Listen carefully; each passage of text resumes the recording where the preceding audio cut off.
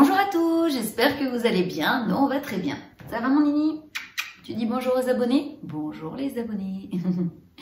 Alors, est-ce que nos chiens éprouvent, comme nous les humains, des sentiments à proprement parler? Donc, quels sont les états d'âme de nos chiens? On vous explique tout juste après le générique. C'est parti!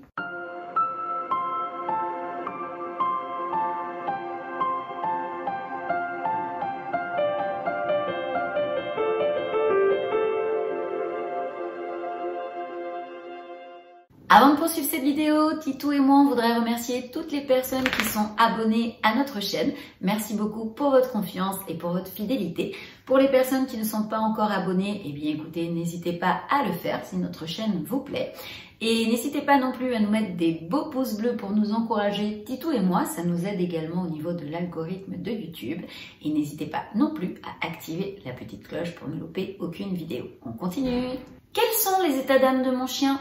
Les avis divergent parmi les spécialistes de la psychologie canine, mais tous s'accordent généralement à dire que nos amis à quatre pattes ressentent divers types d'émotions. Ils établissent clairement une différence entre les émotions et les sentiments, ce qui est très important à comprendre ici. Les mécanismes ne sont pas les mêmes, ni leurs effets sur le comportement de l'animal. Tristesse, amour, attachement, amitié, jalousie, impatience, colère et joie font-ils partie de la palette d'état d'âme du chien? On ne peut évidemment pas rentrer dans sa tête pour y répondre avec exactitude, mais quelques pistes nous permettent d'en savoir un peu plus à ce sujet. Les chiens auraient la sensibilité d'un enfant humain.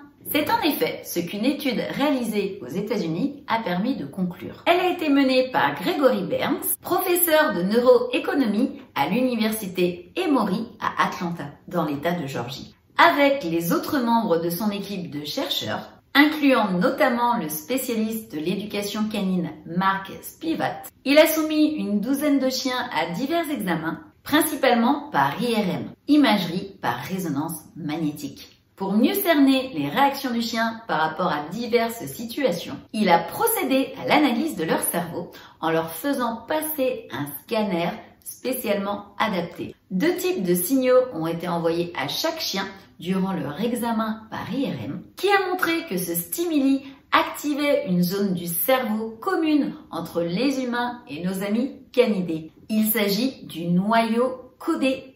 C'est cette région qui est sollicitée chez nous les humains lorsque nous éprouvons de l'amour ou encore face à n'importe quelle situation engendrant une émotion positive. Chez nos compagnons à quatre pattes, le noyau codé déclenche des émotions associées la plupart du temps à l'attachement. Il est stimulé lorsqu'il voit son maître rentrer à la maison ou alors lorsqu'il perçoit l'odeur de la nourriture. L'étude du professeur Gregory Berns vient donc prouver, s'il le fallait, que nos chiens ont bien des émotions et qu'elles se traduisent par des attitudes spécifiques. Le spécialiste a par ailleurs estimé que le degré de ces émotions canines était proche de celle d'un humain au stade de l'enfance. Quand on sait la variété et l'intensité des émotions que ressentent les enfants, cela en dit long sur la personnalité de nos chiens. Des émotions, des états affectifs complexes. Parallèlement, d'autres spécialistes de la psychologie canine insistent sur le fait que de parler de sentiments chez le chien est inexact. C'est une forme d'anthropomorphisme qui conduit à des jugements imprécis. Vous savez, la projection de caractéristiques humaines sur d'autres êtres vivants. On parle plutôt d'états affectifs complexes et, comme on l'a vu précédemment, d'émotions.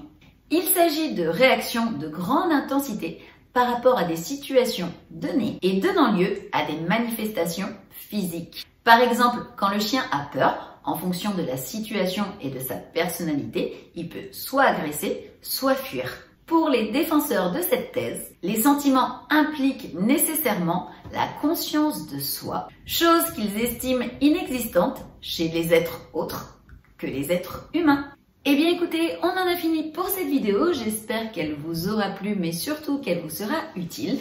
Si c'est le cas, n'hésitez pas à nous mettre une avalanche de pouces bleus en dessous. N'hésitez pas à vous abonner à la chaîne si ce n'est pas encore fait et à activer la petite cloche pour ne louper aucune vidéo. On fait 2 vidéos par semaine, Titou et moi.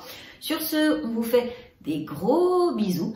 Passez une très bonne semaine, une très bonne fin de semaine et on vous dit à très vite pour une prochaine vidéo. Bisous, bye bye.